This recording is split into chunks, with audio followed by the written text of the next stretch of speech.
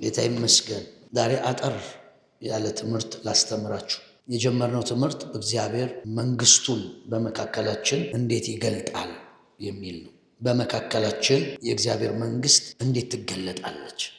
እንዴት ነው የሚገለጥ? በባለፈው ብያችኋለሁ። መንገዱን ካላወቃችሁት፣ መንገዴን አላወቁም እንደተባሉት እንደ እስራኤል ልጆች የእግዚአብሔር የሚሰራበትን መንገድ ካላወቃችሁት መተላለፍ ይፈጠራል። ለምሳሌ የጸለይን ነው ቅድም የነበርነው። አሁን የእግዚአብሔር መንገድ የማያውቅ ሰው ዝም ብሎ ቁጭ ቢል፣ ዝም ብሎ ፕሮግራም ለመሳተፍ ከሆነ የመጣው ይተላለፋል። ለምሳሌ አሁን ፈርደናል፣ ነቅለናል፣ ገልብጠናል፣ ደግሞ ተክለናል፣ ገንብተናል፣ አጽንተናል።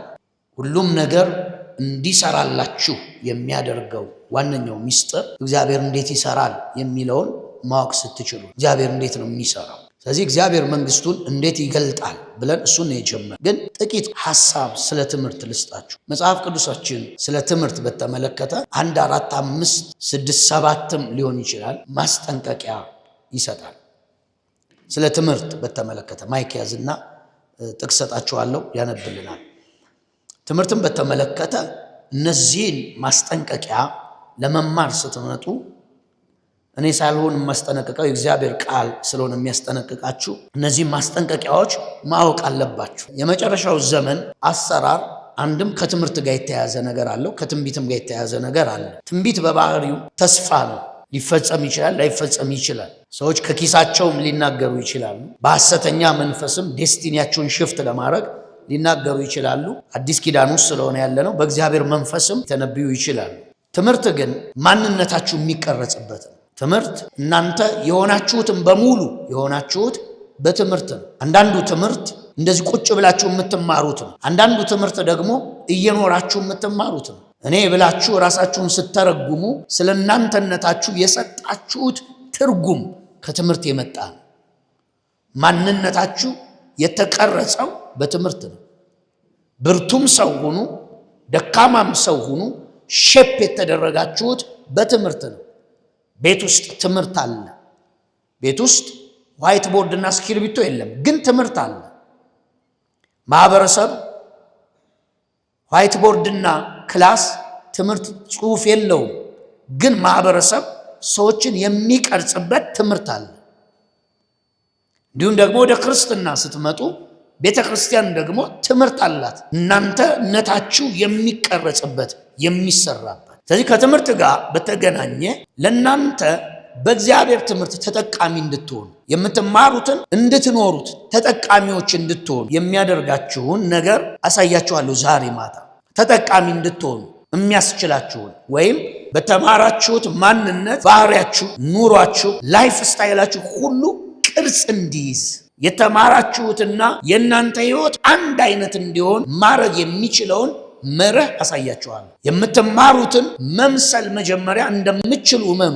እግዚአብሔር ሲያስተምራችሁ ትምህርቱን የሚመስል ህይወት እንድትኖሩ ፈልጎ እንደሆነ እወቁ። እግዚአብሔር ለነፍሳችሁ ውስጥ ላለ የእውቀት ጥማት አዋቂ ለማሰኘት አያስተምራችሁ። እግዚአብሔር የሚያስተምረው ህይወታችሁን እሱን እንድትመስል ነው። እሱን መምሰልን በትምህርት ነው የሚያካፍላችሁ። እግዚአብሔርን መምሰል በመማር ውስጥ የምታገኙት ነገር። ስለዚህ ነገ ሰዎች አይተዋችሁ እንደ እግዚአብሔር መልካም፣ ቅን፣ አፍቃሪ፣ የዋህ፣ ትሁት ናቸው እንድትባሉ ወይም የእግዚአብሔር መልክ በእናንተ ያለ ቋንቋ፣ ያለ ቃል፣ ያለ ንግግር በመኖር እንዲገለጥ የሚያስችለው ትምህርት ነው። በሌላ አማርኛ በትክክል ከተማረ መጽሐፍ ጌታ ሲናገር የሉቃስ ወንጌል 6 ላይ ደቀ መዝሙር ከመምህሩ አይበልጥም፣ ግን ፈጽሞ የተማረ እንደ መምህሩ ይሆናል። በሌላ አማርኛ የመማር የዲሳይፕልሺፕ የትምህርት የመጨረሻ ግብ መምህራችሁን መምሰል ነው። ለዛ ነው መምህራችሁን ለመምሰል ብዙ መጸለይ አይደለም፣ ብዙ መጾምም አይደለም። መምህራችሁን ለመምሰል የመምህሩን ትምህርት መቀበል ነው። በመምህሩ ትምህርት መኖር ነው። ነገ ህይወታችሁ ልክ እንዳስተማራችሁ መምህር ራሱን ይመስላል። ፈልጋችሁ አይደለም። የተማራችሁበት የትምህርቱ ጉልበት ካራክተራችሁን፣ ማንነታችሁን ሁሉ ሼፕ ያደርገዋል። የሚቆርጠውን ትምህርቱ ይቆርጣል፣ የሚገርዘውን ይገርዛል፣ የሚስለውን ሕይወታችሁ ላይ ይስለውና የእግዚአብሔር መልክ በቋንቋ በንግግር በመጽሐፍ ቅዱስ ሳይሆን እግዚአብሔር በእናንተ ማንነት ላይ ይንጸባረቃል። አሁን እግዚአብሔር ሌላ፣ የኛ ሕይወት ሌላ፣ የእግዚአብሔር ቃል ሌላ ነው። የእግዚአብሔር ቃል እና እግዚአብሔር በእናንተ ሕይወት ውስጥ ተገልጦ እንዲታይ የሚያደርገው ትምህርት ነው። የሚማር ሰው በእግዚአብሔር በትምህርቱ የሚኖር ሰው አንደኛ ዮሐንስ መልእክት ምዕራፍ 3 ላይ ምን አለ?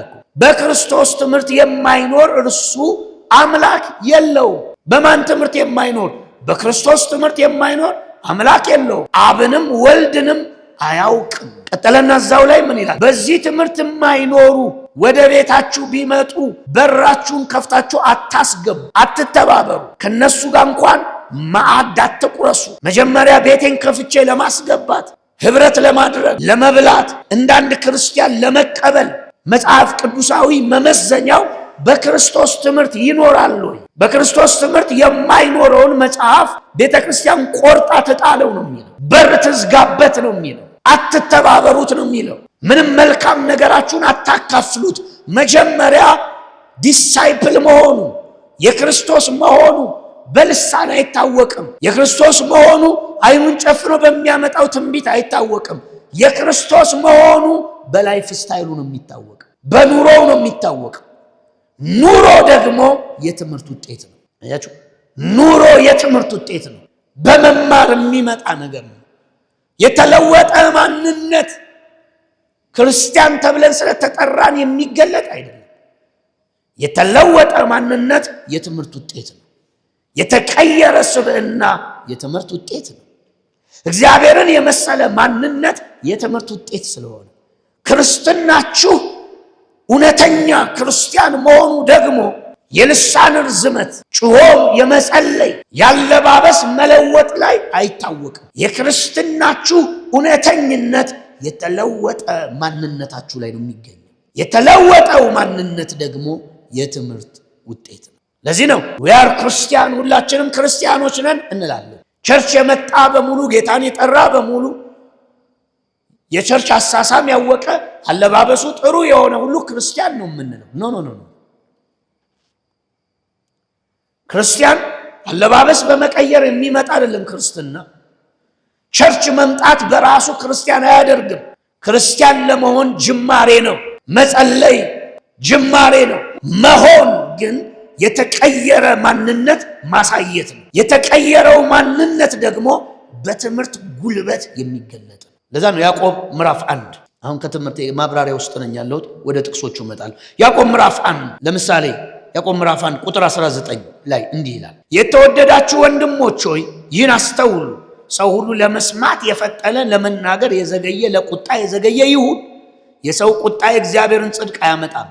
ስለዚህ ርኩሰትን ተንሰራፍቶ የሚገኘውን ክፋትን አስወግዳችሁ ነፍሳችሁን ማዳን የሚችለውን በውስጣችሁ የተተከለውን ቃል በትህትና ተቀበሉ። ምናችሁን ማዳን የሚችለውን ነው የሚለው። ነፍሳችሁን ማዳን የሚችለውን ማርክ አድርጉበት። ነፍሳችሁን ማዳን የሚችለውን በውስጣችሁ የተተከለውን የእግዚአብሔርን ቃል ምን በሉት ነው የሚለው? ተቀበሉት። እሺ፣ ነፍስ የሚድነው በምንድን ነው? በቃል በትምህርት ማለት ነው። በትምህርት ነው። አሮጌው ማንነት እዚህ ውስጥ ዓለም የገነባባችሁ፣ ቤተሰብ የገነባው፣ ማህበረሰብ የገነባው ነገር ያለው ነፍሳችሁ ውስጥ ነው። ነፍሳችሁ ውስጥ ያለውን ማንነታችሁ ሆኖ ያደገውን የበቀለውን ኃጢአት ማንነት፣ አመፀኝነት፣ ትዕቢት፣ ተንኮል፣ ቅናት፣ ምቀኝነት፣ ይቅር አለ ማለት፣ ዘፋኝነት የተገነባ ማንነት ነው።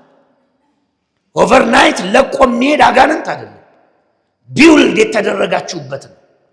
እዚህ ዓለም ውስጥ ስትኖሩ ከዓለም ሲጠራችሁ ጌታ በቅጽበት በስሙ በማመን ነፍሳችሁ ዳግመኛ ይወለዳል። ነፍሳችሁ ግን እስቲል ዓለማዊ ነው። እስቲል ክላሲካ ስትሰሙ እኮ ድሮ በዓለም የሰማው ዘፈን ውስጥ አለ። ይጮሃል አይደለ? ዲንዲን ዲንዲን ገና ሲል ዘፈኑን ይጨርሰዋል ውስጥ። ለምን አለ? ዘፈን ውስጥ ሴት አይተህ ዝሙት ማሰብ አለ ውስጥ፣ ተንኮል አለ ውስጥ፣ ቂመኝነት አለ ውስጥ፣ ዘረኝነት አለ ውስጥ። ሩቅ አይደለም፣ ውስጥ የተገነባ ነገር። ስለዚህ ነፍሳችሁ ልጁን በማመን መንፈሳችሁ ሲነቃ ዳግመኛ ሲወለድ ሲድን ያልተቀየረ እናንተ ማንነት ነፍስ የተባለው ነፍስ ዓለም ዓለም ነው የሚሸተው። ዳግመኛ ተወልዳችሁ በመንፈስ ተሞልታችሁ ልሳን እያወራችሁ እስቲል ነፍሳችሁ አሮጌ ይሆናል፣ አዳም ይሆናል። ያ ትናንትና በንስሐ ትታችሁት የመጣችሁት ነገር በሙሉ እዚህ ውስጥ ስላለ ይታገላል። ዛሬም ዘፋኝነት፣ ዛሬም ዝሙት፣ ዛሬም ጠጭነት፣ ዛሬም ተንኮል፣ ዛሬም ቂም፣ ዛሬም ይቅር አለ ማለት ይታገላል። ስለዚህ ጌታ ምን አደረገ? በሞትና በትንሣኤው ስታምን ልጁ አድርጎ ይቀበልህና ጌታ ነፍስህን ለሚያድነው ለቃሉ ትምህርት አሳልፎ ይሰጣል። ነፍስ ስሩ ፕሮሰስ በእግዚአብሔር ቃል እየተማርክ ስትመጣ እየተለወጠች ይመጣ። ትዕቢት እየጣልክ ታጋሽነት፣ ቂም እየጣልክ የዋህነት፣ ተንኮል እያስወገድክ ገርነት፣ ጥላቻ እያስወገድክ ፍቅር፣ ውስጥህ አንዱ እየተፈረሰ ሌላው እየተገነባ ይመጣል ውስጣችሁ። ይሄ ፕሮሰስ ነው፣ የትምህርት ውጤት ነው። ስለዚህ ያዕቆብ ምን አለ? በውስጣችሁ የተተከለ ነፍሳችሁን የሚያድነው ያንን ቃል በትሕትና ምን በሉት አለ? ተቀበሉት። ቃሉን ተመልከቱ፣ ወረድ ብሎ ተቀበሉት። ቁጥር 22 ቃሉ የሚናገረውን አድርጉ እንጂ ሰሚዎች ብቻ አትሁኑ። ሰምታችሁ ራሳችሁን አታታሉ። ሰዎች ራሳቸውን በራሳቸው እያታለሉ ቸርች ውስጥ ይኖራሉ። የሚመስላቸው መሪ ያታለሉ ነው የሚመስላቸው፣ እግዚአብሔርንም ያታለሉ ነው የሚመስላቸው። እኔን አታታልልም፣ እግዚአብሔርም አይታለልም። ሉቃስ 22 ያዕቆብ 1:22 ላይ ራሳችሁን አታታሉታል። በሌላ አማርኛ የተማርከውን እማትኖረው ከሆነ ሰሚው ብቻ አድራጊ ካልሆንክ ምን እየሆንክ እንደሆነ ልንገር። እግዚአብሔርንም መሪዎችንም አይደለም የምታታልለው፣ ራስን በራስ እያታለልክ። እግዚአብሔር ፍቅር አስተምሮ፣ እግዚአብሔር መስጠት አስተምሮ፣ እግዚአብሔር በአስራት ኪዳን ታምነ መኖር አስተምሮ፣ እግዚአብሔር ስለ ወንድሞች ራስን አሳልፈ መስጠት እንደሚገባ አስተምሮ፣ ጽድቅና መንግስቱን እንድታስቀድም አስተምሮ፣ የተማርከውን ትምህርት ከመስማት በዘለለ በህይወት ላይ ስልጣን እንዲኖረው እማፈቅድ ሰው እማትኖር ከሆነ መጽሐፍ የሚለው ራስን ታታልላል። ራስን ታታልላል። ሰዎች ለእግዚአብሔር ለመኖር ነው የሚያስቡት። አዲስ ኪዳን ለመሪዎች ለመኖር ነው የሚያስቡት። ኖ አዲስ ኪዳን ለእኔ ኑርም አላለም ጌታ። እኔ ልኑርብህ ነው ያለ። እኔ ልገለጥብህ ነው ያለ። ኑርልኝ በራስህ አቅም አላለም። ጸጋ ልስጥህና ለእኔ ኑር ነው ያለ። መገለጫዬ ላድርግህ ነው ያለ። ለእሱ መኖርና እርሱ በእናንተ ሲኖር ይለያያል። ለእርሱ ለመኖር የሚያስብ ሰው ራሱን እየሸወደ ጻድቅ እየመሰለ ግን ኃጢአተኛ፣ ታማኝ እየመሰለ ግን በነቀፋ፣ እውነተኛ እየመሰለ ግን ውሸታም፣ ጓዳ ሌላ፣ አደባባይ ሌላ፣ ሌላ ሰፈር ሌላ፣ ቤተ ክርስቲያን ሌላ ነው የምትሆኑት። ይሄ ደግሞ ምን እንደሚያደርጋችሁ ልንገራችሁ። ራሳችሁን የማታለል ጉዞ ስትቀጥሉ የሆነ ፖይንት ላይ ሁሉ ነገር ይቀላቀልባችሁና ወደ እብደት ትሄዳላችሁ። this is the result። በእግዚአብሔር ቃል ነው የማሳያችሁ። ለምሳሌ አማኑኤልም ሄዱ ብዙ ጴንጤ እብድ ታገኛል። እብደት የግጭት ውጤት ነው። የሁለት ነገሮች ተቃርኖ የሚያመጣው ሁለት ነገር ሲጋጭ፣ ብርሃንና ጨለማ፣ ጽድቅና ኃጢአትን አስታርቀህ ለመኖር፣ ሁለት ማሊያን አስማምተህ ለመኖር ሁለት ነገር ሲጋጭ የሚፈጥረው ነገር ነው ኬዎስ፣ እብደት፣ አይምሮን መልቀቅ። ለምንድነው ክርስትና የሚቀላቀልባችሁ ሲባል ሰሚዎች ብቻ ሁናችሁ የእግዚአብሔርን ቃል የማታደርጉት ከሆነ አለ ራሳችሁን ታታልሉታላችሁ። አንደኛ የቃሉ ፍሬ አይገለጥባችሁም። ሁለተኛ ራሳችሁን እያታለላችሁ ስለሆነ የምትኖሩት፣ ራሳችሁን በመሸወድ እግዚአብሔርንና መሪዎችን አይደለም ራስን በመሸወድ ስለሆነ ቸርች ውስጥ የምትኖረው የሆነ ጊዜ ላይ ዓለማዊነትና ክርስትና ጣዕሙ ሁለቱ ይጠፋብሃል። የምትኖረው ክርስትና ቴስትለስ ይሆናል። በጌታ ነኝ ማለት ለምንድን ነው ትላለህ። ያ ኮንፊውዥን ራስን ሳታውቀው ወደ እብደት ያመራል። የሱ ውጤት ነው። ለዛም ቤተ ክርስቲያን ውስጥ ራሳቸውን የሚሸውዱ ሰዎች እግዚአብሔር አይኖቹ ያያል። በእግዚአብሔር አይን ደግሞ የሚያዩ መሪዎች ካሉ ምንም ሁሉ ነገር ግልጽ ነው። መጽሐፍ እንዲህ ነው፣ ተሰውሮ የሚቀር ወደ ብርሃን ሳይመጣ ተሰውሮ የሚቀር ነገር የለም ነው የሚለው። it is someday everything manifest ያደርጋል። አሰውርቱ በጊዜ ነው ንስሐ የሚገባው፣ በጊዜ ነው ንስሐ የሚገባው። ድሮ ይህን ምሳሌ ልንገራችሁ ዛሬ በትምህርት መንፈስ ስላለን። የኮተቤ ቸርቻችን ላይ አንድ ሴት ረጅም ዘመን የኖረች ሴት የመጀመሪያ ቀን ልትተዋወቀች ስትመጣ ጨለማ አየሁኝ እሷ ውስጥ። ከዛ ጨለማውን አይቼ ውስጤ ተጠራጥሮ ቢሮ የመጣች እኔ ሐዋርያ ተደርጌ ስሾምና ቤተክርስቲያን ስተክል 21 ዓመቴ ነው። ከዚህ የሚበልጥ ጉባኤ ነው የነበረ። 21 ዓመቴ ነው። እንደ ኢቫንጀሊካል ቸርች 21 ዓመቱ ላይ ሐዋርያ የሆነ የለም። በሉይ ብዬም አይደለም። እኔ ቤተክርስቲያን ስጀምር ሌዊ ነው የምባለው። መሪዎች ናቸው መጥተው ዘይት አፈሳው ሂዝ አፖስትል ባለራዕይ ሐዋርያ ነው ብለው የቀበሉ። ራሳችሁ ምን አትበሉ፣ አታታሉት። ቃሉን የሚሰማ ነገር ግን የሚለውን የማይፈጽም ሰው ፊቱን በመስተዋት እንደሚያይ ሰው ነው። ራሱን አይቶ ይሄዳል፣ ወዲያውም ምን እንደሚመስል ይረሳል። ነገር ግን ነፃ የሚያወጣውን ፍጹም ሕግ ተመልክቶ የሚጸና የሰማውን የሚያደርግና የማይረሳ ሰው በስራው የተባረከ ይሆናል። እየተናገረ ያለው ስለ ትምህርት ነው። የእግዚአብሔርን ቃል ፊቱን በመስተዋት አይቶ፣ ፊትን በመስተዋት ስታይ ምን ነው የምታየው? ራስን ነው የምታየው። ሌላ ሰው ታያለህ? አንተኑ ነው አይደል የምታየው? መስተዋት ፊት የምትቆመው ፊቴ ንጹህ ነው ወይ? ጸጉሬ ልክ ነው ወይ? ልብሴ ልክ ነው ወይ? ከዛ መስተዋት ፊት ቁመ ለማየት ያክል ነው ሂደ የምታየው ወይስ አይተ ለማስተካከል ነው? ጸጉር ከተበላሸ ማስተካከል፣ ፊትን ካልታጠብክ ለመታጠብ፣ ልብስ ጥሩ ካልሆነ ለመልበስ። ያዕቆብ እያለ ያለው የእግዚአብሔር ቃል ራስን የሚያሳይ መስታወት ነው። መስታወት ፊት ቁሞ ሰው እንዴት ራሱን አያስተካክልም ነው እያለ። ጸጉር ተንጨባሮ ከሆነ ማስተካከል። ሊፕስቲክሽ እስከዚህ እስከ እንትን ድረስ ተቀብተሽ ሊሆን ይችላል ሳታቂ በልምድ። መስታወት ፊት ስቆሚ እንዴ ምን ሆኜ ነው እዚህ ጉንጬ ድረስ ልታስተካኪ ነው ማለት። የእግዚአብሔር ቃል ማለት ይሁን እንደ መስታወት ነው። መወገድ ያለበትን እያስወገደ ትክክለኛው ያንተን ማንነት እንድታይ ነው መስታወት ፊት የሚቆም።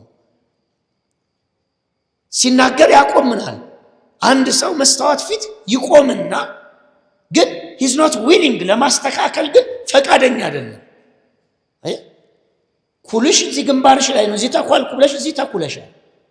ቻፕስቲክሽ እዚህ ነው ያለው። ይሄ ሜካፕሽ ግማሹ ነጭ ሆኗል፣ ግማሹ ቀይ ሆኗል። መሳቂያ ሆነሽ መስታወት ፊት ቁመሽ የማስተካከል እድል መስታወቱ እየሰጠሽ ጥለሽ ብትወጪ እንደማለት ሞኝ ሰው ማለት እሱ እኮ ነው። መስታወቱ ልክ አይደለም፣ ሁሉም ስፍራው ላይ አይደለም። ትዳርሽ ልክ አይደለም፣ ህይወትሽ ልክ አይደለም፣ ከቅዱሳን ጋር ያለሽ መገናኘት ልክ አይደለም፣ ከእግዚአብሔር ጋር ያለሽ ግንኙነት መሃል ጋፕ አለ፣ ልክ አይደለም ብሎ ቃሉ እያሳየሽ you are not willing ለማስተካከል willing ካልሆንሽ መሳቂያ ነው የምትሆኚው። ወጥተሽ የተበላሸው ነገር እንዲቀጥል ፈቃደኛ ሆነሻል። ያውን ፈቃደኛ መሆኑ ብቻ አይደለም የሚናገረው ያዕቆብ። መስታወት ፊት ሆኖ ለመቀየር ፈቃደኛ ለመሆን ብቻ አይደለም፣ ፈጥነው ደግሞ ይረሱታል።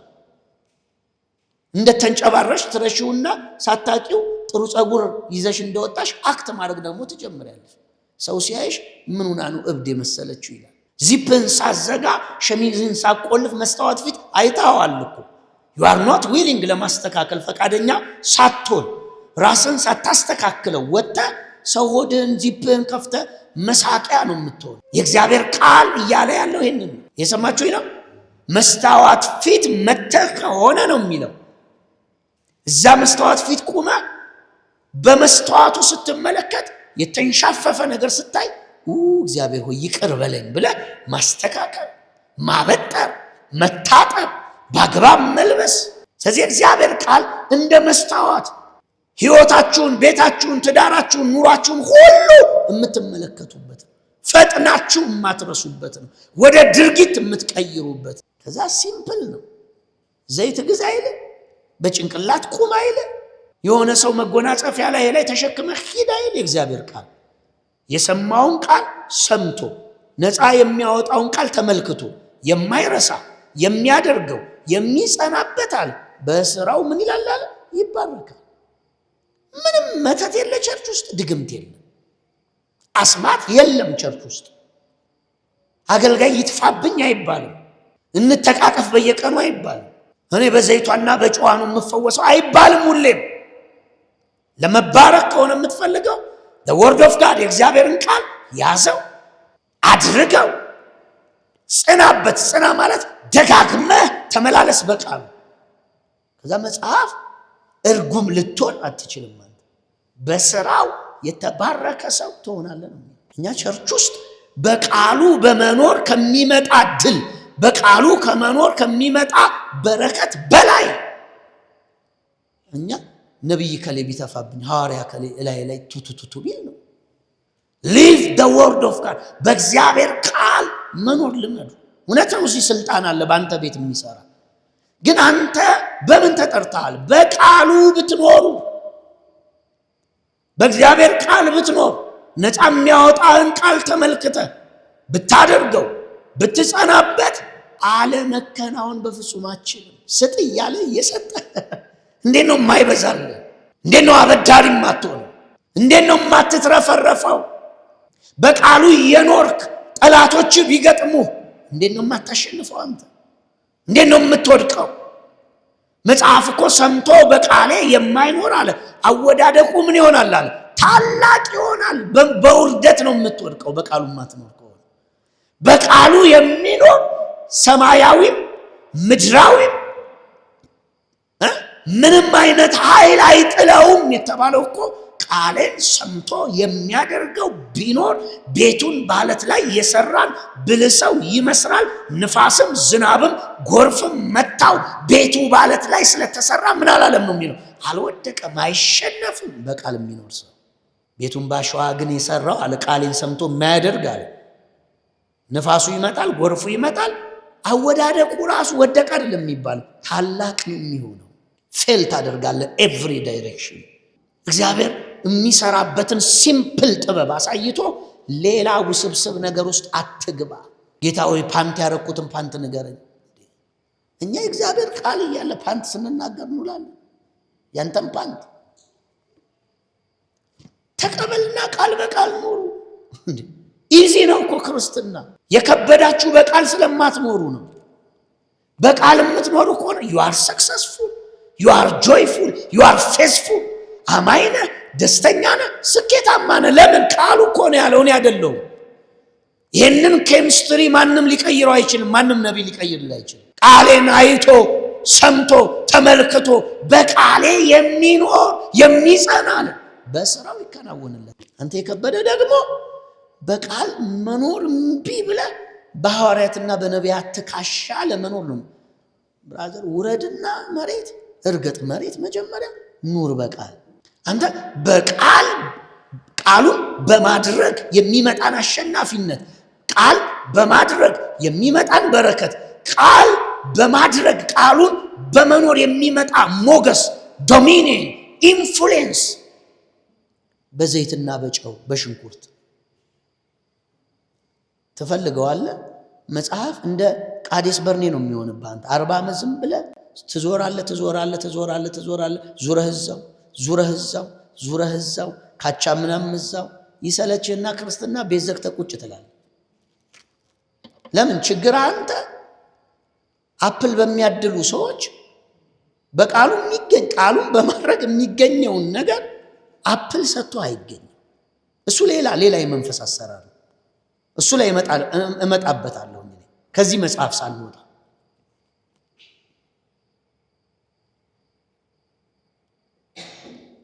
ከዚህ መጽሐፍ ሳንወጣ አሳያችኋለሁ። ግን ሰው ቃሉን በመኖር ለምሳሌ ኪዳንህን ጠብቀ በመኖር አስራትን፣ በኩራትን፣ ስጦታን፣ ህብረትን ከጌታ ጋር ቃሉን በመማር በማድረግ ቅዱሳን ጋር ጤነኛ ህብረት የሚመጣውን የመንፈስ ውጤት ምን እየፈለገ እንደሆነ ታውቃለህ? አንዳንዱ ጴንጤ በአቋራጭ በሌላ ነገር አምጡ ነው። እኔ የምነግርህ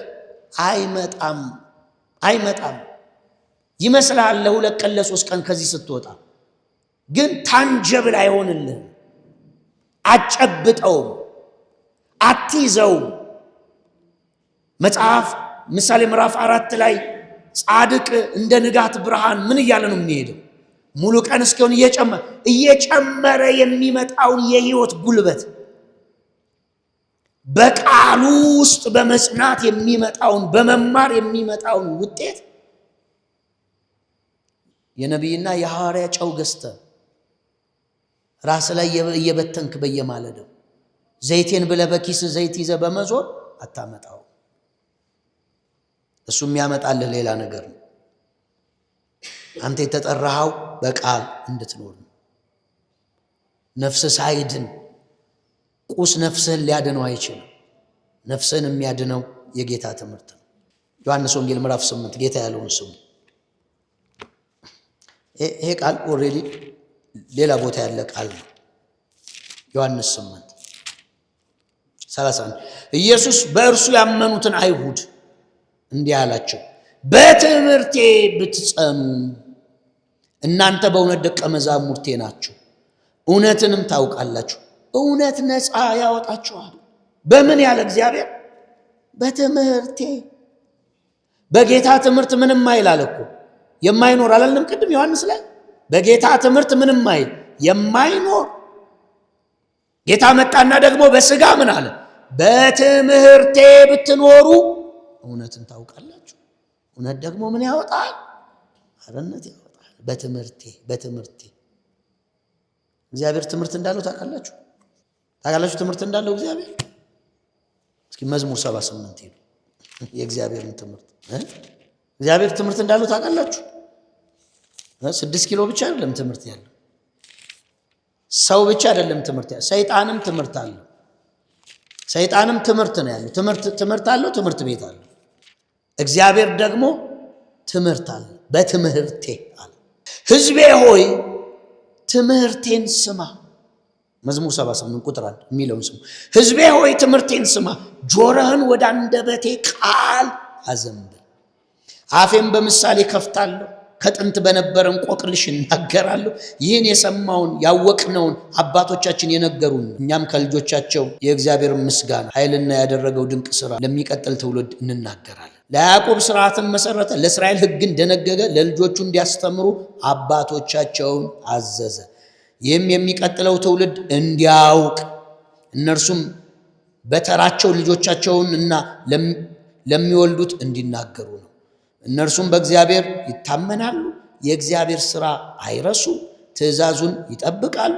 ነገር ግን አባቶቻቸው እልከኞች፣ አመፀኞች፣ ልቡን ያላቀና መንፈሱን በእግዚአብሔር የማይታመን ትውልድ አይሆኑም ይላል። ምን አለ እግዚአብሔር? መዝሙር 78 መጥቶ ሕዝቤ ሆይ ምንን ስማ አለ? ትምህርቴን ስማ። ሲምፕል ነው ስኬት፣ ሲምፕል ነው ረዥም ዕድሜ መኖር፣ በጤንነት መኖር፣ አሸናፊ መሆን፣ መባረክ። የእግዚአብሔርን ነገር አይወሳሰብ። ቤተ ክርስቲያን ውስጥ ምንድነው እግዚአብሔር እየፈለገ ያለው? እግዚአብሔር እየፈለገ ያለው ሕዝቤ ትምህርቴን ምን በል? ስማ። መስማት ብቻ አይደለም፣ ጆሮህን ወደ አንደበቴ ቃል ምን በል? አዘንብል። ጆሮህን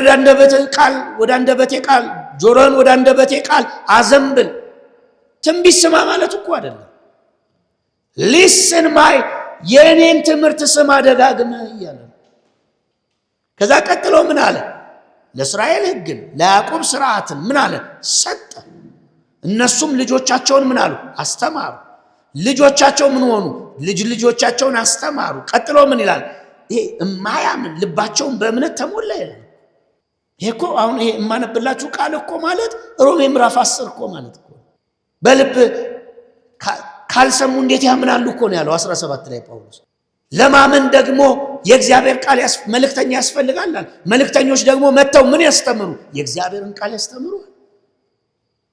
ቀጥሎ ጻድቅ በእምነት በሕይወት ይኖራል። አለቀ።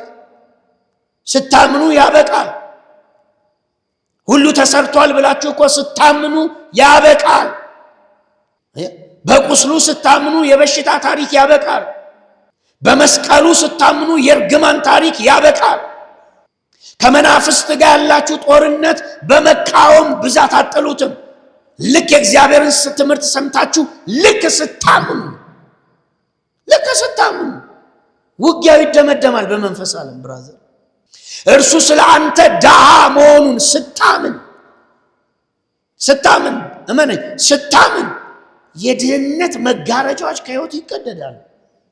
የምትማረው ሌላ ነገር ሊጨመርልህ እኮ አይደለም። የተፈጸመውን ነገር እንድታምን ነው እኮ እየተማርክ ያለው።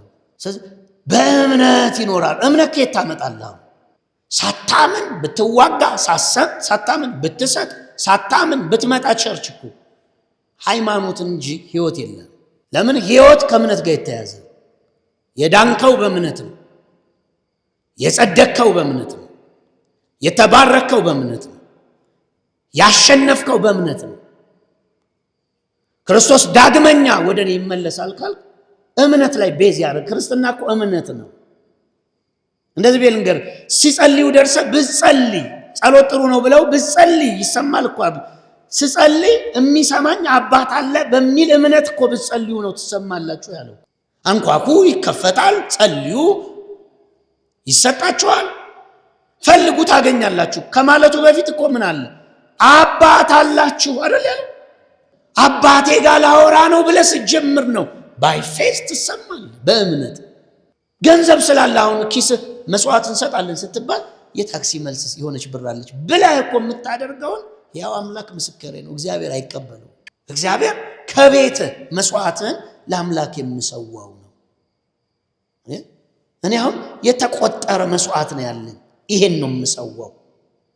አይቀንስም አይጨምርም። በዚህ ዓመት የሚመጡት ዓመታት ላይ ሲሄድ እጨምራለሁ። እኔ ከሰጠኝ አንተን የማከብርበት ይሄ ነው ብዬ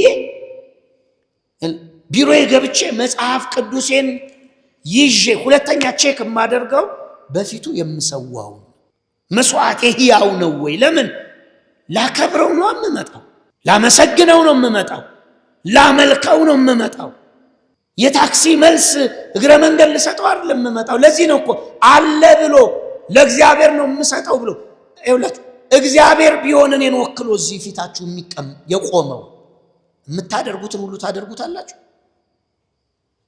ያለ እምነት ስትሆን ምን ማለት መሰለ? እግዚአብሔር የሌለ ነው የሚመስል። በእምነት እግዚአብሔር ሕያው ነው፣ የምሰጠው ለሱ ነው፣ የማደርገው ለሱ ነው፣ የምሰዋው ለሱ ነው። ስለዚህ ተዘጋጅቼ እንከን የሌለው እድፈት የሌለው ከባረከኝ ምርጥ የምለው ይዤ እመጣለሁ። የመባ ጊዜ ነው፣ መባ እናዞራለን። እንዲህ እያሉ እኮ ነው ሲያደነዝዙን። ከእግዚአብሔር ስንፋታ መስዋዕታችን አይሰራ፣ አስራታችን አይሰራ፣ ጸሎታችን አይሰራ። ከዛ በኋላ ሰው የፈጠረው ታክቲክ ይመስለናል ክርስትና። ሕያውነቱን እናጣለን፣ የሚሰራ ነገር እናጣለን። ተንበርክኬ ጸልዬ መለሰልኝ የሚል ይጠፋል።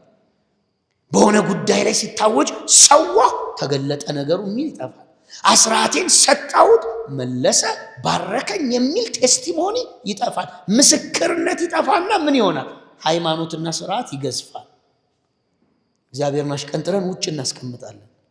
ከዛኛ ያለ እግዚአብሔር ስርዓት በስርዓት፣ ያለ እግዚአብሔር አምልኮ በአምልኮ፣ ያለ እግዚአብሔር በመስጠት በመንበርከክ እንኖራለን። እየሰማችሁ ነው። ፕሪንስፕል ነው። እባካችሁ ፕሪንስፕል ነው። ከቤት ስትመጣ ልብህን አዘጋጅተህ ጌታዬ አለ ቸርች አገኘዋለሁ ዛሬ ይነካኛል ይቀይር። እግዚአብሔር ነክቶት ሰው ካልተቀየረ እግዚአብሔር ቤት መጥቶ ነገሩ ያልተፈታ የት ይፈታ?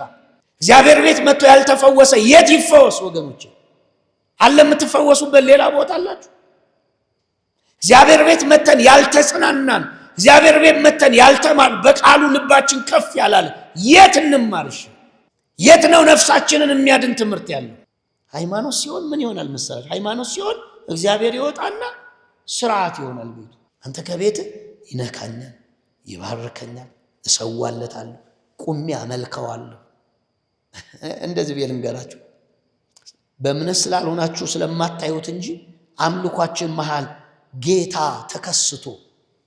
ተከስቶ እንደው በስጋ አይኖቻችን ክፍት ቢል እየተመለከ ጌታ እንዲህ ብላችሁ ቁጭ ትላላችሁ። ቸርች ውስጥ ታዛጋለህ 120 ጊዜ። ሰው ሲያመልክ እዚህ ዞር ብለህ እያየ እቺ አዲስ ጴንጤና ታሾፋለህ ሰው ላይ። እግዚአብሔር ባለበት እዛ ካፌ ችግር የለም፣ ስሙ በሚጠራበት መንፈሱ ባለበት። እንዲህ እነዚህ ነገሮች የጠፉብን ወደ ምን እየተቀየርን ስለሆነ መሰላችሁ? ወደ ሃይማኖት ለውጥ ውስጥ ነህ። የማታውቀው ለውጥ ውስጥ አለ። ያ ለውጥ ምንድን ነው? በእምነት በህይወት ከመኖር ይልቅ ሃይማኖትን እያስቀደምክ ስትመጣ የምታስበው ቸርች መሄድ፣ ከዛ የታክሲ ምን አሁን ብሩን ወስደው ፋይናንሶች ይቆጥሩታል። ፋይናንስ ቢሮ ይገባል። ፋይናንስ ይሰበስቡና ባንክ ይወስዱታል። የት ነው እግዚአብሔር ያለው ነው የምትለው? ምህረትን ይቅርታን እግዚአብሔርን ረስተው እያመጡ ሲሰው እግዚአብሔር ደኔ መስዋዕት እኮ ርቦኛ አይደለም። ርቦኝስ ቢሆን እናንተን አማክራለሁ እንዴ አለ እግዚአብሔር። አይረበኝም ግን ቢርበኝም አለ።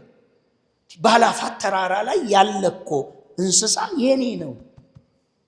ስለ ራበኛ አይደለም አምጡ ያልኩታል።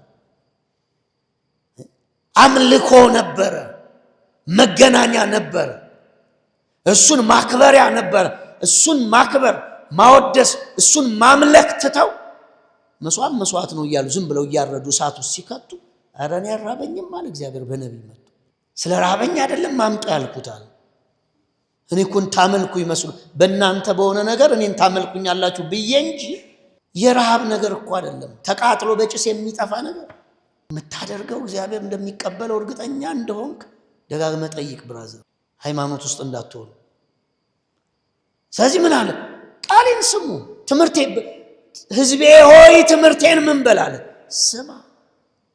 ትምህርቴን ስማ፣ ወደ ቃሌ ጆሮህን አዘንብል፣ ለልጅ ልጆችም አስተምርልኛል። ቀጥሎ ምን አለ እግዚአብሔር? ልባችሁ በእምነት ይሞላ።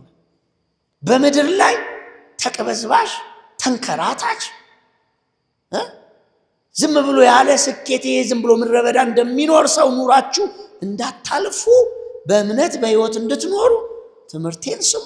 ጆሮአችሁ ወደ ቃሌ ምን ይበል? ያሰምብል። እስኪ ኤፌሶን ላይ ሄዱ። ጨረስኩ። 2 ጥቅስ ልስጣችሁ። የምንፈወስበትን መንገድ ነው እያወራ ያለሁት፣ ከሃይማኖት የምንወጣበትን። ለምን ሃይማኖት ሌላ ስርዓት ነው። ከዓለም ወጥተን ከዓለም እግዚአብሔር አስመልጦን ደግሞ ሃይማኖት ፈጥረን ከሕያውነቱ እንዳንጎል ነው። እንግዲህ በማዕበል ወደፊትና ወደ ኋላ እየተነዳን በልዩ ልዩ አይነት ትምህርት ንፋስ፣ በሰዎች ረቂቅ ተንኮል ማታለል ወዲህና ወዲህ እየተንገለዋወድን ሕፃናት አንሆንም የሚለውን ሰው ከእንግዲህ በማዕበል ወደፊትና ወደ ኋላ። ዴስቲኔሽን የሌለው ህይወት ታውቃላችሁ? ስለ ማዕበል የሚያውቃል? ማዕበል ሲነሳ ዥዋዥዌ ነው አይደል የሚያጫውት? ታውቃላችሁ? የማዕበል ላይ ጉዞ እንዲህ ነው እኮ። ማዕበል ወይ ከበድ ካለ ይገለብጣል፣ ካላለ ግን ዝም ብሎ ዥዋዥዌ ማለት ነው። ይሄ ዥዋዥዌ የሚጫወት ክርስቲያን ማለት ነው።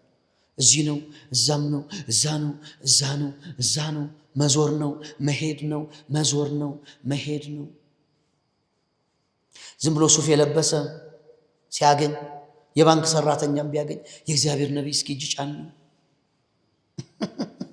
እንደው ዝም ብላ ኮስተር ያለችም ሴት ካገኘ የእግዚአብሔር ሴት እንደው ምን ታያለሽ ነው። በቃ ዝም ብሎ መዞር ነው። የኔ ፓስተር አስኪድ መንፈስ ይዞታል ህዝቡን ይል ነበር። አስኪድ መንፈስ ታውቃለህ? ዝም ብሎ መሄድ በቃ የሆነ ቦታ ቆም ብሎ ወዴት ነው የሚሄደው የማይጠይቅ ታውቃለህ? በማዕበል ወደዚህ እና ወደዛ እየተገፋ ዴስቲኔሽን የሌለው ህይወት። ቀጥሎ ምን አለ? ማዕበል ወዲህና ወዲህ እየተንገዋለልን፣ ህፃናት አንሆንም፣ እየተንገዋለልን። በቃ ምን የትምህርት ንፋስ። ትምህርት ይኸውልህ እንደ ንፋስ እንዲህ የሚሆንበት ምክንያት የመጀመሪያው በተቀበልከው በእግዚአብሔር ቃል ስለማትኖር። የትምህርት ንፋስ ማለት እዚህ ጋር የሆነ ትምህርት ሲል ብድግ ብለህ ደግሞ እዛች ቁጭ ትላለህ። 1-2 ዓመት የሆነ ቸርች ቁጭ ብለህ አሜን ነው ሃሌሉያ ነው። ከዛ ደግሞ የሆነ ሌላ ትምህርት ንፋስ ሲነሳ ደግሞ ብለህ እንደ ንብ ደግሞ ሂደህ እዛ ቁጭ፣ እዛም ተቀማጭ እዚህም ተቀማጭ፣ ስር ሰደህ ሳታድግ ማለት የትምህርት ንፋስ እየተንገዋለልን። ይሄ መንገዋል ታውቃለህ? በቃ ምንም ጥርዝ የሌለው ዳርቻ የሌለው ዋይ ብትባል የትምህርት ንፋስ ማለት አንዱን ከች አድርጋ እግዚአብሔር ለእኔ ለህይወቴ ያለው ድምፅ ይሄ ነው፣ እኖርበታለሁ፣ አዋህደዋለሁ። ካለበለዚያ ትምህርት ንፋስ ነው የሚሆንበት። ኢያሱ ምዕራፍ 1 እግዚአብሔር መጥቶ ኢያሱን ምን አለው? እስኪ ይሄንን ቃል በዚህ መንገድ ተረዱት። ባሪያዬ ሙሴ ሙቷል አይደል ያለው መጀመሪያ። ይሄንን ህዝብ መርተ የተስፋው ምድር የምታስገባው ማን ነው? አንተ ነህ፣ አንተ ነህ እንዳትረሱ። ቀጥሎ ምን አለው? በህይወት ዘመን ሁሉ የሚቋቋምህ ማንም የለም። ቀጠለና ወደ መርህ ገባ እግዚአብሔር። ቀጠለና እግዚአብሔር ምን አለ? ባሪያዬ ሙሴ የሰጠህን አይደለ የሰጠህን ቃል ትምህርት ላንብብላችሁና ልጨርስ። ትምህርት የትምህርት ቀን ስትመጡ ያው ይሄ ነው ትምህርት ነው የመጣ ነው። ስሙ የሚለው ጽና፣ ለቀደሙት አባቶቻችሁ እሰጣለሁ ብዬ የማልኩትም ምድር እንዲወርሱ ይህን ህዝብ የምትመራው አንተ ነህ። በርታ፣ አይዞ ብቻ አንተ በርታ። ባሪያዬ ሙሴ የሰጠህን ትእዛዝ ሁሉ በጥንቃቄ ጠብቅ፣ በምትሄድበት ሁሉ እንዲሳካልህ ወደ ቀኝ ወደ ግራ አትበል። ይህ የሕግ መጽሐፍ ከአፍ አይል፣ በውስጡ የተጻፈ ሁሉ በጥንቃቄ እንድትፈጽም ቀንን ሆነ ሌሊት ከሐሳብ አትለይ። ይህን ካደረግክ ያሰብከው ይቀናል፣ ይሳካልሃል። ሰክሰስፉል የሚለው ቃል እዚህ ጋር ነው የጀመረው። ኤቭሪ ዳይሬክሽን ስኬታማ እንድትሆን ትፈልጋለህ አለው መጥቶ ኢያሱ። ባሪያዬ ሙሴ የሰጠህን ይህንን የሕግ ትእዛዝ በሌሊትና በቀን አስብ፣ አሰላስል። ቀጥሎ ምን አለ? ከሐሳብ ምን አትበለው፣ አትለየው። ይህንን ብታደርግ ያሰብከው ይቀናል፣ የምሰራው ምን ይላል? ይሳካል። አሁን እንዲህ ልበላችሁ፣ እግዚአብሔር ሙሴን ይህንን ብሎታል። ይህን ቃል ብሎት ያውቃል ሙሴ? ለምሳሌ ቅድም አነበብ ኤርምያስ ምዕራፍ 1:8 ብላቴና ነኝ አትበል አለውና ቃሌን ባፍ ውስጥ አኑሬያለሁ። ትነቅል፣ ትተክል፣ ታፈርስ፣ ትገነባ፣ ታጸና ዘንድ በነገስታትና በሕዝብ ሁሉ ላይ ሹሜሃለሁ፣ ስልጣን ሰጥቻለሁ። ስልጣኑ በምን ነው የሚገለጠው? በቃል ነው የሚገለጠው። እግዚአብሔር ለምንድነው ሙሴን በሌሊት በቀን አስብ አሰላስል ምናምን አላለው? ኢያሱ የሙሴ ምንድን ነው? ተከታይ ነው አይደለ? የእግዚአብሔር መልእክት በሙሉ የተገለጠው በማን ነው? በሙሴ ነው። በሙሴ ነው። ሙሴ ካስተማሪ አይደለም የሰማው። ሙሴ ከእግዚአብሔር ተቀበለ በመገለጥ ሲቀበል፣ ከእግዚአብሔር በመገለጥ ሲቀበል ነፍሱን ነክቶታል። የነፍሱን ዓለም ወርሶታል። የውስጡን ማንነት ይዞት ነው። ያ የተሞላውን የተነካበትን የተወረሰበትን ነገር አምጥቶ ለእስራኤል ልጆች ነገረ፣ ተጻፈ። ኢያሱ ከእግዚአብሔር የተቀበለው ነገር የለውም። እኔ እንደዚህ ብዬ ልንገር፣ ለምሳሌ አሁን የማስተምርህን ትምህርት በሙሉ ከአየር ላይ ላመጣው አልችልም። አየር ላይ የለም፣ ደመናም አያመጣውም፣ ቸርች እዚህ ስለመጣው አይመጣም። እኔ ነፍስ ውስጥ ያለ ነገር ነው አይደለ? ባንድ በሌላ እኔ ነፍስ ውስጥ በምን መጣ ስትለኝ እኔ ነፍስ ውስጥ ደግሞ የእግዚአብሔርን ቃል አጠናለሁ፣ አነባለሁ። ለማን ብዬ? ለራሴ ብዬ ነው የማነበው የእግዚአብሔርን ቃል። ከዛ እግዚአብሔር በሆኑ ጉዳዮች ላይ ኢንስፓየር ያደርጋል፣ ያነቃቃኛል፣ እንዳስተምር፣ እንዳወራ። የመጀመሪያው ትኩሱ ሪቨሌሽን እኔን ነው የሚወርሰኝ ትምህርት ስለሆነ። ትንቢት ሲሆን እጨፍናለሁ፣ እንዲህ ሆንክ ሰውን አውጣ፣ እንዲህ ያለብን አውጣ፣ እንዲህ ነው አለ። እዚሁ ነው የሚመጣልኝ። እውነቴን ነው የምነግራችሁ። አልፎ አልፎ ወይ ስነዳ መኪና ወይ ግንባታ ላይ ወይ ሌሊት ሊያወራኝ ይችላል። ትምህርት ግን ሲሆን ያ መገለጥ እኔን መጀመሪያ ሼፕ አፕ ያደርገኛል፣ እኔን ይወርሰኛል፣ እኔን ይነካኛል፣ እኔን ያስተምረኛል፣ የኔን ነፍስ ይነካታል፣ ያድናታል። እገረማለሁ፣ እደነቃለሁ። ብቻዬን ቢሮ ቁጭ ብዬ ትምህርት ሲሆን ከዛ እኔ መጥቼ አስተምርሃል። ኢያሱ ሙሴን መጥቶ አስብ፣ አሰላስ፣ ከሐሳብ አትለይ ያለው እሱ ከእግዚአብሔር ሲቀበለው ኦልሬዲ ተገንብቶበታል፣ ተሰርቶበታል፣ ታንጾበታል፣ ሁኖታል። ሙሴ የእግዚአብሔር መልእክት አስተላላፊ ሳይሆን ራሱ የእግዚአብሔር መልእክት ነው። ራሱ ለምን ወርሶታል። ኢያሱን ግን ሲመጣ እግዚአብሔር እንደዚህ ያለ እንደ ሙሴ መጥቼ ሪቨሌሽኑን ናብይ አልሰጠህም። ኦልሬዲ መገለጡ ተሰጥቷል፣ ኦልሬዲ ትምህርቱ ተሰጥቷል፣ ኦልሬዲ ፈቃዴ ታውቋል። አንተ በሙሴ ልክ ሊደርም ለመሆን፣ በሙሴ ልክ የኔ መጠቀሚያ ለመሆን፣ በሙሴ ልክ አሸናፊ ለመሆን ከፈለግ ሙሴ ባሪያ የሰጠህን አይደል? አንተ አሰላስል፣ አንተ ስማ፣ አንተ ከሐሳብ ምን አትበለው፣ አትለየው። አሁን ትማራላችሁ እናንተ በትምህርት ንፋስ ወደዚህና ወደዚህ ላለመሄድ ከፈለጋችሁ የተማራችሁትን እናንተ እኔ ያስተማርኳችሁ ሰውዬ እኔም አልኩ እኮ እዚህ 40 ደቂቃ የማስተምረውን ትምህርት ምናልባት ብዙ ዓመት ያጠናሁት ነው። እዚህ 40 ደቂቃ ነው የማስተምረው። 40 ደቂቃ የተመጠነ መልክ ያለው ፍሬም ያለው ጥቅስ ያለው ነገር እዚህ መጥቼ የምሰጥ ነገር የኔ ዝግጅት የኔ ኋላ ላይ ያለው ዝግጅት። አንድ ሐዋርያ ልጅ ከደብረ ዘይት መጥቶ እዛ ግንባታ ይዤው ሄድኩ። ግንባታ ነኝ 3 ሰዓት እዛ ነኝ፣ 4 ሰዓት እዛ ነኝ። በቀን ሳልደርስ እዚህ እንደውም ቀርቻለሁ። እዛ ነው የምኖረው።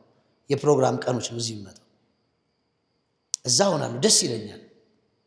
ለምን እዚህ ከመሆን እዛ መሆን ለእግዚአብሔር የተሻለ ነው ብዬ ስለማምን እዛ ቀን ሰራተኛው ጋር በቃ እያሰራን እየጮህ ከዛ እንደዚህ ያለ አፖስትል አሁን ዛሬ ጉባኤ ያለ አይጠፋብህም?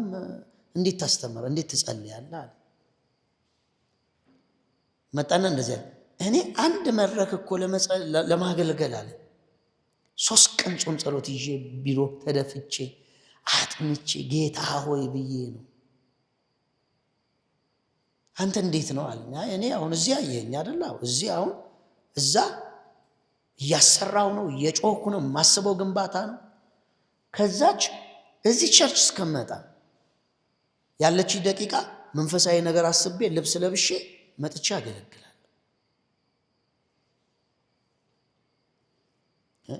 በሌና በሱ መሃል ምን ልዩነት ስላለ መሰለ? የጥሪ የራእይ የብዙ ነገር ልዩነት አለ።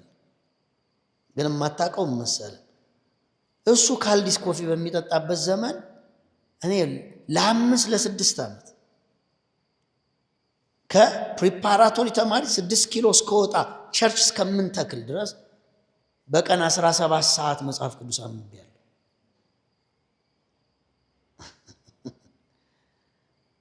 መቶ ሰዓትም ባስተምር የማያልቅ እኔ መዝገብ አለኝ። አፒታይቴን ሰጥቶኝም ነው ጌታ።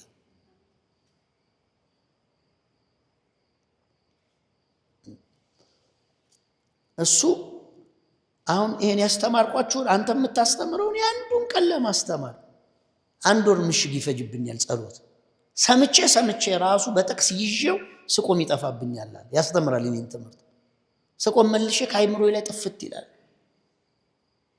እስኪዋሃድ እዚህ ሌላ ነው። ላንተ ምመክር ይሄ ጥቅስ ለሙሴ አልተባለ ለኢያሱ ለተከታይ ነው የተባለ። እግዚአብሔር 2-3 መገለጥ የለው። የተገለጠው ነገር አካል እንዲለብስብህ ላንተ የሚሰራልህ መንገድ ይሄ ነው። አንተ ከኔ በላይ ማሰብ ማሰላሰል በሐሳብ መያዝ አለብህ።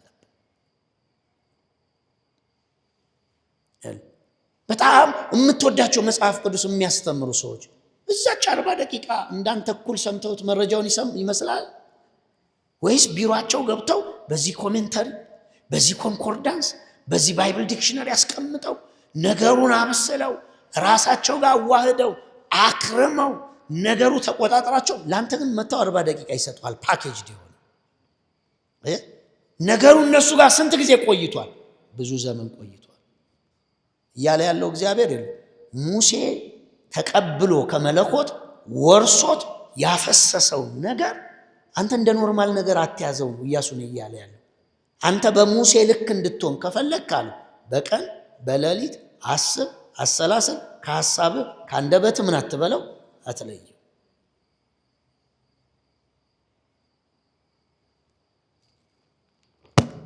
እስቲክ ዘ ወርድ ከቃሉ ጋር ተጣበቁ። ከእግዚአብሔር ጋር መጣበቅ ከቃሉ ጋር መጣበቅ። ከቃሉ ጋር በጣም ተጣበቁ። እመመክራችሁ በዚህ የመጨረሻ ዘመን ጸንታችሁ ቁማችሁ አሸናፊ መሆን ከፈለጋችሁ እስቲክ ዘ ወርድ ኦፍ ጋድ ቃሉን ዝም ብላችሁ ያዙት። አሁን በእነዚህ ሁሉ ሰዓት ብዙ አስተምሬያለሁ አይደለ? ሁሉን ማይንዳችሁ አይይዘው፣ ግን ዩቲዩብ ላይ ገብታችሁ ስሙ፣ ፌስቡክ ላይ ገብታችሁ ስሙ። ትምህርት ስጡኝ በሉና ወስዳችሁ ሌላ ነገር ከምትሰሙ ሌሊቱን ስተኛ በኤርፎን አድርገህ ዝም ብለህ ስማት። ጥቂት ቀን ወደ ውስጥ የገባ ነገር መገለጡ ምን አይልም አይቀርም። አሁን ሰሞኑን የበላችሁት የበዓል ምግብ መገለጡ ይቀራል አይቀርም። አሁን ፋትንትን ቅቤውን ጮማውን በልተ ከሆነ እርግጠኛውን አሁን ከሐሙስ ጀምሮ ማጅራትን የሚጨመድር ስትባል እጅ አውጪ ነው። ምንም ችግር የለውም። አሁን አጋንንት አይደለም የጨመደደ አኗኗር ላይፍ ስታይል ጨምደድ የሚያደርግ ዞር እንዲህ የሚሽከረከርብህ ስትለው ሰሞኑን እኮ የእግዚአብሔር ሰው ይላል። በቃ የበላው ነገር መገለጡ ምን አይልም። ዝም ብሎ አይደለም እንዲህ በልታው ዝም ብሎ ሽንት ቤት አይደለም ትበላለህ፣ ሲስተም ውስጥ ይሄዳል ሁሉ ነገር። የእግዚአብሔርንም ቃል ትበላለህ አይደለ? መገለጡ ምን አይልም አይቀርም። ትንቢት ይሆናል፣ ዝማሬ ይሆናል፣ ኃይል ይሆናል፣ ጉልበት ይሆናል፣ ከመናፍስት ጋር ያለ ጦርነት መረዳት ይሆናል። ብሉ ቃሉ ጌታ እንደሱ ያደርጋቸዋል። ልጃችሁን ከፍ አድርጉ። ጌታ ሆይ በሉት፣ እኔ ያንተ ነኝ በሉት፣ ቤቴ ያንተ ነው በሉት፣ ሕይወቴም ያንተ ነው በሉት፣ ዘመን ያንተ ነው። ቃል እውነት ነው። ቃል የከበረ ነው። ቃል በዘመናት ውስጥ የጸና ነው። የማያልፈው ያንተ ቃል ነው። ቃል መጥቷል፣ ተቀብየዋለሁ፣ ጸልያለሁ፣ ተሰምቻለሁ። የሚነቀለው ተነቅሏል። የሚተከል ነገር ነበር፣ እሱ ደግሞ ተተክሏል። ወደ ቤቴ ወደ ልቤ ቃልህን ተሸክሜ እዞራለሁ። ያንተ ቃል ሕያውና ደግሞ የሚሰራ ቃልህ ሕይወት አለበት፣ ጤንነት አለበት፣ ሰላም አለበት፣ ደስታ አለበት፣ ረፍት አለበት፣ በረከት አለበት። ቃልህን ተቀብየዋለሁ። ቃልህ ለኔና ለቤቴ ለዘላለም ይሰራል። እኔ ድኛለሁ፣ ተፈውሻለሁ፣ ተባርኬያለሁ፣ ጸድቄያለሁ፣ በቅዱስ ደም ታጥቤያለሁ። ሕይወቴ በደም ተሸፍኗል። የረገጥኩትን እወርሰዋለሁ። የነካሁት ይበዛል። እኔ ስኬታማ ነኝ። እኔ የተባረኩ ነኝ። እኔ አሸናፊ ነኝ። እኔ እበዛለሁ። ሕይወቴ ይበዛል። በእኔ ፊት የተዘጋ ነገር የለም።